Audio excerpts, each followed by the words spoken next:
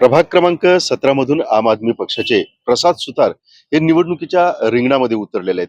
आम आदमी पक्षानं जर ज्या रिपीट आम आदमी पक्षांची जर आपण उमेदवारांची यादी पाहिली तर अतिशय उच्च विभूषित असणारे असे उमेदवार या कोल्हापूर महानगरपालिकेच्या निवडणुकीमध्ये उतरवलेले आहेत.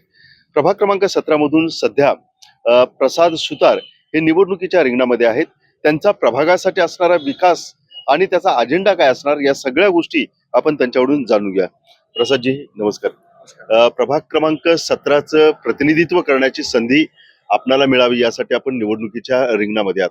या प्रभाग क्रमांक 17ची सर्वसाधारण रचना कशा पद्धतीची आहे, कशा प्रकारचे मतदार त्या ठिकाणी आहेत हे जाणून घेऊ, म्हणजे त्यावरती आपल्याला बोलणं योग्य राहील. प्रभाग क्रमांक 17चा जर आपण विचार करायला गेलो तर मिक्स मतदार आहे. म्हणजे मध्यमवर्गीय पण आहेत, थोडेफार बिलो पॉवर्टी लेवल आपण जे स्लम एरिया म्हणतो तो सुद्धा आहे, आणि उच्चभ्रू वस्ती सुद्धा आहे. म्हणजे तसं बघायला गेलं तर तिन्ही प्रकारचे लोक आपल्या मतदारसंघामध्ये आहेत. मी हे विचारण्याचं कारण असं, कारण हे तीन वेगवेगळ्या कॅटेगरीतले किंवा Yes. वर्गवारीतले मतदार आपल्या या प्रभागामध्ये येतात. त्यांच्यासाठी कुठले असे प्रश्न सुटलेत आणि कुठले प्रश्न सुटणं बाकी आहे असं तुम्हाला फिरताना जाणवतंय? 100% सर जर बघायला गेलो तर आमचा भाग हा कोल्हापूर महानगरपालिकेचा शेवट आहे, म्हणजे एंड आहे. तिथून पुढे ग्रामपंचायत चालू होते. त्यामुळं काय झाले की प्रत्येक वेळी आतापर्यंत जर आमच्या भागाला कायमच उपेक्षित ठेवलं गेलेलं आहे. म्हणजे आतापर्यंत निधीच्या बाबतीत असेल किंवा काम करण्याच्या बाबतीत असेल, आता बेसिक जे असते आपली मागणी ती पाण्याची. त्या पाण्यापासून जे सुरुवात आहे ते आमच्या इथं रस्ते असतील किंवा टेमलाई मंदिराचा विकास असेल, इथंपर्यंत कोणतीही कामं झालेली नाहीत हे मी ठामपणे सांगू शकतो. परंतु आता सध्या आपले राजकीय विरोधक जे आहेत, जे दुसऱ्या पक्षात आहेत, ते ठामपणानं सांगतात की आम्ही या प्रभागाचा विकास केलेला आहे आणि त्या विकासाच्या जोरावरतीच आम्ही मतदारांकडे मतदान मागत आहोत आणि ते नक्कीच आमच्या विकासाकडे बघून मतदान करतील. कसं बघताय तुम्ही ते या सगळ्या गोष्टींकडे? त्यापैकीच एका नगरसेवकांची मुलाखत जर आपण पाहिली तर त्या मुलाखतीत मध्ये ते म्हणतात की आमचा भाग हा उपनगराचा भाग आहे. जर ते स्वतःच्या प्रभागाला महानगर म्हणू शकत नसतील, उपनगर समजत असतील, तर त्यावरूनच आपण समजू शकतो की भागाचा विकास त्यांनी कितपत केला असेल किंवा कितपत नाही. दुसरी गोष्ट म्हणजे गावठाण हा प्रकार असेल, हा प्रकार फक्त ग्रामपंचायतीमध्ये असतो, पण आमच्या टेमलाईवाडी एरियामध्ये अजूनही जमिनी या गावठाणमध्ये आहेत. लोकांना साधे 7 बारे सुद्धा अजून नाहीत. तर यावरून तुम्ही समजू शकता की आमच्या भागाचा विकास कितपत झाला असेल की नाही. तुम्ही विकासाचा मुद्दा घेऊन मतदारांच्या पर्यंत जात आहे. तुमच्या समोर काय अजेंडा आहे का या विकासाचा? येस, आता मी तुम्हाला जसं मगाशी म्हटलं की बेसिक प्रश्नांपासून ते मोठ्या प्रश्नांपर्यंत सगळेच प्रश्न सोडवणं आमच्या भागामध्ये गरजेचं आहे. त्यामध्ये प्रायोरिटीवर असेल ते पाण्याचा मुद्दा आहे. त्यासाठी माझा प्रयत्न ऑलरेडी चालू आहेत.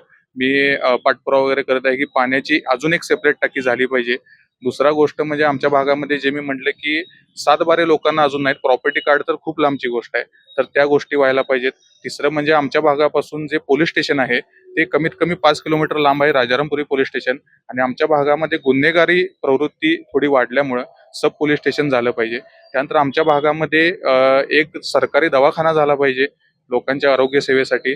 आमच्या भागामधील ज्या बाग आहेत त्या बागा 2 ते 3 बाग आहेत, पण त्या पूर्णपणे दुरावस्थेत आहेत, तर त्या बागा सुद्धा झालेल्या पाहिजेत. ड्रेनेज पाईपलाईनचा खूप मोठा प्रश्न आहे आमच्या इथं, तो प्रश्न सुटला पाहिजे. तर या गोष्टी माझ्या प्रायोरिटीवर आहे. सर्वसाधारण तुम्ही मतदारांच्या पर्यंत पोहोचताय, संपूर्ण मतदारसंघ तुम्ही पिंजून काढलाय.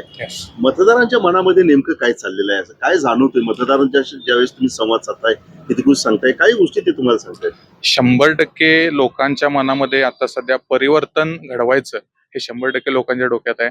भलेही कितीही दुसरे पक्ष असतील, हे कितीही बाकीच्या गोष्टी सांगू देत, हे करू देत, लोक आता तितके लोक सुज्ञ आहेत. त्यांना समजते कोण आतापर्यंत काम केले कोण नाही.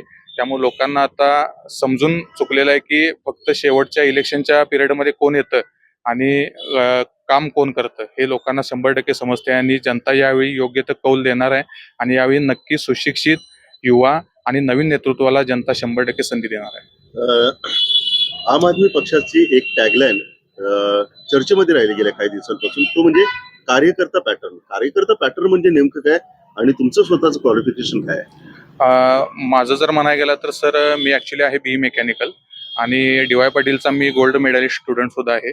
दुसरी गोष्ट म्हणजे कार्यकर्ता पॅटर्न जो आहे ते म्हणजे सर्वसामान्यांना संधी देणे आणि सर्व स्तरातील. कारण आम आदमी पार्टी जर आपण बघितलं तर तृतीयपंथी उमेदवारांपासून ते वेल एज्युकेटेड उमेदवारांपर्यंत सर्व स्तरातील लोकांना यामध्ये उमेदवारी दिली गेलेली आहे. त्यामुळे कार्यकर्ता पॅटर्न म्हणजे आपल्याला काम करण्याची इच्छा आहे, पण आर्थिकदृष्ट्या कुठेतरी कमी आहे, पण काम 100% करू शकतो माणूस. तर अशा लोकांना संधी देणं हे आम आदमी पार्टीचं कायमच प्रायोरिटी राहिली आहे. आणि त्या पद्धतीनं आपण उमेदवारांची लिस्ट जर बघितलात तर 100% आम आदमी पार्टीनं सर्व कार्यकर्त्यांना संधी दिलेली आहे. एक शेवटचा प्रश्न, आपले जे सहकारी आहेत त्यातल्या सहकार्याने वेगवेगळ्या पद्धतीचे गोष्टी घेऊन, आपले बुकलेट घेऊन मतदारांना साथ गाठलेले आहे. त्यामध्ये गॅरंटी कार्ड सुद्धा एका प्रभागामध्ये आम आदमी पक्षाच्या वतीने घेऊन गेलेले आहे. तसं तुम्ही सुद्धा तुमच्या मतदारांच्या पर्यंत अशी खात्रीलायक गोष्ट काही घेऊन जाणार आहात का? 100% घेऊन जाणार आहे. मी 500 रुपयाच्या स्टॅम्पवर ॲफिडेव्हिट करून मी मतदारांना आमच्या भागातल्या सांगणार आहे आणि लिहून देणार आहे ॲफिडेव्हिट करून. मी या गोष्टी 100% आपल्या भागामध्ये बदलवणार, ही कामे मी करणार. आणि ज्या 2 नंबरच्या गोष्टी आहेत किंवा चुकीच्या गोष्टी आहेत, या गोष्टी मी 100% भागामध्ये होऊ देणार नाही. हे मी 500 रुपयाच्या स्टॅम्पवर ॲफिडेव्हिट करून आमच्या भागातील मतदारांना मी देणार आहे. या ज्या गोष्टींचा तुम्ही ॲफिडेव्हिट वरती उल्लेख केलेला आहे, त्या समजा गोष्टी जर नाही घडल्या तर मग पुढचं काय दिशा असणार? पुढचं ते जनतेनं ठरवायचं. मग जनता आहे आणि मी आहे. जनतेचं चप्पल आहे आणि माझं डोकं आहे. रोखठोकपणाची ही भूमिका आहे की मी 500 रुपयाचा स्टॅम्प घेऊन मतदारांच्या पर्यंत जाणार आहे. जे जे स्टॅम्प पेपरवरती लिहिलेलं आहे ते 100% करण्याचा मी प्रयत्न करणार आहे. शेवटी जनताच कौल देणार आहे.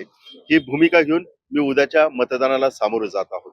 तर एक उच्च विभूषित असणारा, गोल्ड मेडलिस्ट असणारा हा उमेदवार महानगरपालिकेमध्ये कोल्हापूरच्या विकासासाठी एक अजेंडा घेऊन, एक ब्ल्यूप्रिंट घेऊन उतरलेला आहे. परंतु या गोष्टींकडे मतदार कसं पाहतात, मतदार त्यांना कौल देणार का, हे सगळं 16 तारखेलाच आपल्या लक्षात येईल.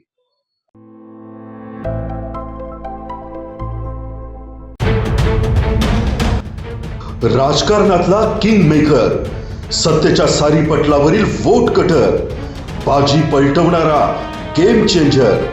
पण अखेर या महापालिकेत कोण ठरणार धुरंधर?